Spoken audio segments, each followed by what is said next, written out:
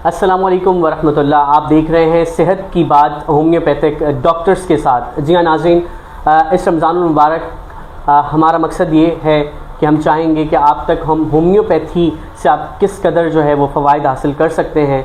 जैसे कि आप सब जानते हैं रमज़ानुल मुबारक का जो है बाकायदा आगाज़ हो चुका है और अल्हम्दुलिल्लाह काफ़ी खुशगवार मौसम है अल्लाह ताला की तरफ से।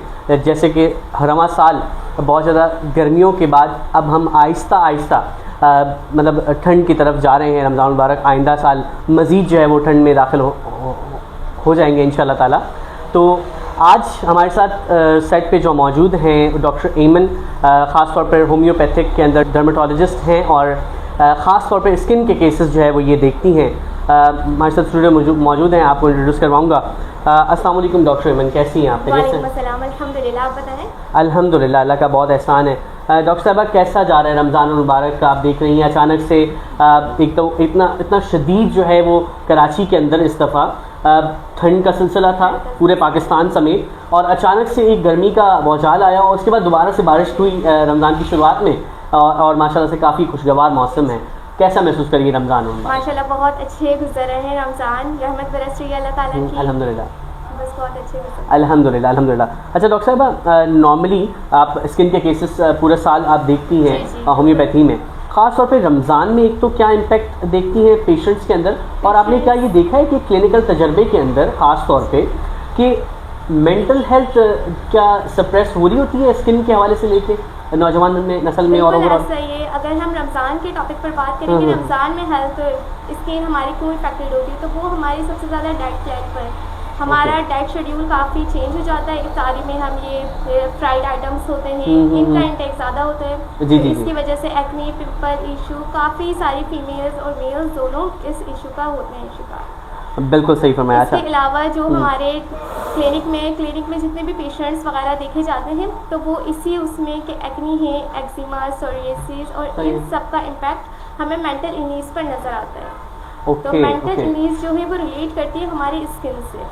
अच्छा, अक्सर मैंने पेशेंट्स को बोला कि आप कोशिश करें अपना पानी का इंटेक ज़्यादा रखें, ठीक है ना? तो वो सवाल करते हैं डॉक्टर साहब पानी से क्या ताल्लुक है? नहीं, स्किन को अपनी हाइड्रेट रखना चाहिए। हमारी बॉडी को 70% वाटर इंटेक की नीड होती है। डेफिनेटली इसी तरह हमारी बॉडी को भी होती है। हमारे जो हार्मोन्स होते हैं उनको वो श्रिंक हो जाते हैं, तो उसके लिए हमें हाइड्रेट की नीड होती है। जी जी बिल्कुल, ठीक है। अच्छा डॉक्टर साहब, यहाँ पे ये बताएं कि होम्योपैथी के अंदर देखिए डर्मेटोलॉजिस्ट जो है वो पूरी दुनिया में बहुत सारे हैं और MBBS हैं। अवेयरनेस जो है होम्योपैथी की एक बहुत हद तक कम होती नज़र आ रही है। इनफैक्ट अब तो काफ़ी रुझान बढ़ गया है इंडिया में, दुनिया भर में लोग इससे फ़वाइद बेशुमार हासिल कर रहे हैं। तो होम्योपैथी के अंदर स्किन के लिए आप देखती हैं कि क्या फ़वाइद है होम्योपैथी के अंदर, कितना इम्पैक्टफुल है ये? होम्योपैथिक में इम्पैक्टफुल इतना ज़्यादा इसलिए अब होता जा रहा है क्योंकि ऑर्गेनिक होती हैं हमारी जितनी भी मेडिसिन हैं या फिर हमारी प्रोडक्ट्स हैं, तो वो सब 100% ऑर्गेनिक होती हैं और उसके कोई साइड इफ़ेक्ट्स नहीं होते। लाइक हम उसको एक्ने वगैरह में यूज़ करवाते हैं तो उससे ये है कि एक्ने में आपको रिलीफ मिलता है, बट ये है कि आगे जाके आपको अगेन एक्ने नहीं होती। अच्छा, ठीक है।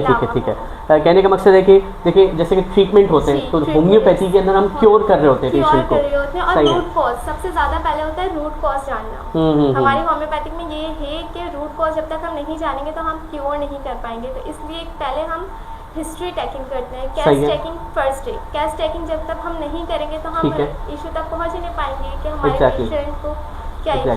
अच्छा डॉक्टर साहब, ये बताइएगा कि खास तौर पे काफ़ी लोग ये पूछ रहे हैं कमेंट सेक्शन में कि होम्योपैथी के अंदर स्पेशली क्या हमें डायग्नोज करने के लिए कि क्या कोई स्पेसिफिक टेस्ट वगैरह की ज़रूरत होती है, जो लैब इन्वेस्टिगेशन जिसको कहते हैं? अच्छा, टेस्ट जो है वो हम जब करवाते हैं जब हमारा इशू जो है क्रॉनिक हो जाता है। एक्यूट कंडीशन में हम टेस्ट की तरफ नहीं जाएंगे, बट हाँ क्रॉनिक में हम टेस्ट की तरफ लाजमी जाएंगे क्योंकि हमें पता होना चाहिए कि हमारी बॉडी में ब्लड में कौन से बैक्टीरियाज हैं, हमें एलर्जी की कंडीशन तो नहीं है। समझ रहा हूँ, ठीक है। इसी तरह से काफ़ी लोग ये समझते हैं कि जैसे स्किन का इशू हो गया तो ये कोई इतना मेजर इशू नहीं है। ज़्यादातर हमने नौजवान मेल पेशेंट्स के अंदर देखा है कि वो इसको इग्नोर कर रहे होते हैं, सही ना? क्योंकि देखिए जैसे हमारा स्टमक है, जैसे हमारा किडनी है, ये हमारे ऑर्गन है। स्किन जो है हमारा सबसे बड़ा ऑर्गन है, ऐसे ही है ना डॉक्टर साहब?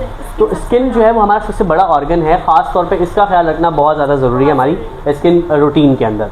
अच्छा डॉक्टर साहब, यहाँ पे एक बहुत इंपॉर्टेंट सवाल मैं ऐड करना चाह रहा था कि होम्योपैथी के अंदर ख़ास तौर पे ऐसी कोई इलाज मौजूद है जो कि ना सिर्फ स्किन बल्कि जो पेशेंट की ज़हनी कैफियत जो ख़राब हो चुकी है, वो बैलेंस नहीं है इस वक्त, तो क्या वो ओवरऑल आप लोग उसको देख रहे होते हैं, क्या तरीक़ाकार होता है आप जी लोगों का? बिल्कुल, होम्योपैथिक में हम कस्टमाइज मेडिसिन देते हैं। तो ऐसे ही है कि अगर हमारे पास 2 पेशेंट्स हैं और दोनों एक्ने में ही हैं तो ज़रूरी नहीं है कि हम दोनों को एक जैसे ही देंगे। कस्टमाइज अच्छा। मेडिसिन होती है, हम पहले केस टेकिंग लेते हैं, केस टेकिंग के अकॉर्डिंग दोनों की मेडिसिन डिफरेंट होती है।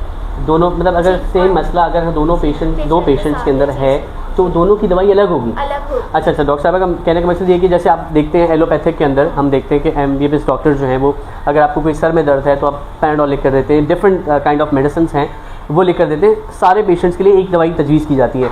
होम्योपैथी के अंदर बेसिक यही फ़र्क है बताया इन्होंने कि ये कस्टमाइज मेडिसिन है। जैसे आप अपने नाप का कुर्ता सिलवाते हैं वो आप ही पहन सकते हैं, आपका कोई भाई आपका कोई दोस्त नहीं पहन सकता। तो homeopathy is a customize medicine जो आपके लिए ख़ास तौर पर तैयार की जाती है और ओवरऑल सिम्टोमेटिक पे काम कर रहे होते हैं ना कि जिस पे मतलब अगर आपको कोई स्टमक का भी इशू है, अगर आपके जिगर की वजह से आपके स्किन के मसाइल आ रहे हैं तो वो डेफिनेटली मतलब ओवरऑल आप क्योर करते हुए उसको आ रहे होते हैं। अच्छा नौजवानों में आपने क्या देखा कि खुद एतमादी आहिस्ता आहिस्ता कम होती जा रही है, खुद पे ना कॉन्फिडेंस भी लैक करता है, जब वो उनको कोई फील हो रहा हो ना कि हमारे चेहरे पे एक्नी है तो वो मुसलसल सोच रहे होते हैं कि मैं कैसा लग रहा हूँ। स्कार्स बहुत ज़्यादा स्कार्स का इशू, मेरे काफ़ी सारे पेशेंट्स हैं जो स्कार्स के इशू में आ रहे हैं अच्छा, और लैक ऑफ कॉन्फिडेंस का वो शिकार हुए हैं और इसकी वजह से वो बहुत ज़्यादा टेंशन, स्ट्रेस, डिप्रेशन, एंजाइटी इन सब में। और ये है कि एक्नी इस तरह रिजॉल्व भी नहीं हो पा रही। जब तक मैंने बताया कि स्किन रिलेट करती है मेंटल इलनेस से, तो मेंटल इलनेस जब तक रिजॉल्व नहीं होगी तो वो इशू रिजॉल्व नहीं होगा। अच्छा डॉक्टर साहब यहाँ पे मेन एक क्वेश्चन मैं हाईलाइट करना चाहूँगा कि ख़ास तौर पे देखिए रमज़ानुल मुबारक के अंदर यूजुअली तो देखिए फ़ास्ट फूड का रुझान बहुत ज़्यादा बढ़ चुका है, कराची में पूरे पाकिस्तान में बहुत ज़्यादा बढ़ चुका है, लेकिन फिर भी ख़ास तौर पे रमज़ानुल मुबारक में सहरी और इफ्तार देसी घी का इस्तेमाल हो रहा होता है बहुत से घरों में, सहरी में ख़ास तौर पे। इसके साथ साथ फिर लोग रमज़ानुल मुबारक में इफ्तारी पे जो पकौड़े समोसे बिल्कुल बहुत ज़्यादा जो है वो रुझान बढ़ जाता है। यानी कि जो अगर फास्ट फूड आइटम वाले लोग हैं वो ये कहते हैं दुकानदार कि जितना काम पूरे रमज़ान हम लोग करते हैं वो पूरा साल भी नहीं हो पाता, ठीक है ना। तो ये सारा इंटेक हो रहा है फूड का, तो कितना % आप स्किन पे देखती है इसका इफेक्ट पड़ रहा होता है और कैसे इससे बचा जाए, कैसे कंट्रोल करें इसका इफेक्ट? तो 70% स्किन पर हमारी पड़ रहा होता है क्योंकि हम फास्ट फूड इंटेक करते हैं, इसके अलावा जितने भी फ्राइड आइटम्स होते हैं ये सब इंटेक करते हैं। तो ये है कि एक्नी वगैरह होना लाजमी है। एक्नी हार्मोनल इशू होते हैं, अक्सर लोगों के होते हैं, स्टमक प्रॉब्लम होती है। जब भी एक्नी का पेशेंट आता है ना तो मुझसे मेरा पहला क्वेश्चन यही होता है कि आपको कहीं स्टमक प्रॉब्लम तो नहीं? स्टमक प्रॉब्लम जब होती है तो एक्नी लाजमी है। तो रमज़ान की रूटीन में हाइड्रेशन बहुत ज़्यादा इंपॉर्टेंट है। आपने वाटर इंटेक का टाइम थोड़ा कम होता है बट आपने वाटर इंटेक ज़्यादा करना है।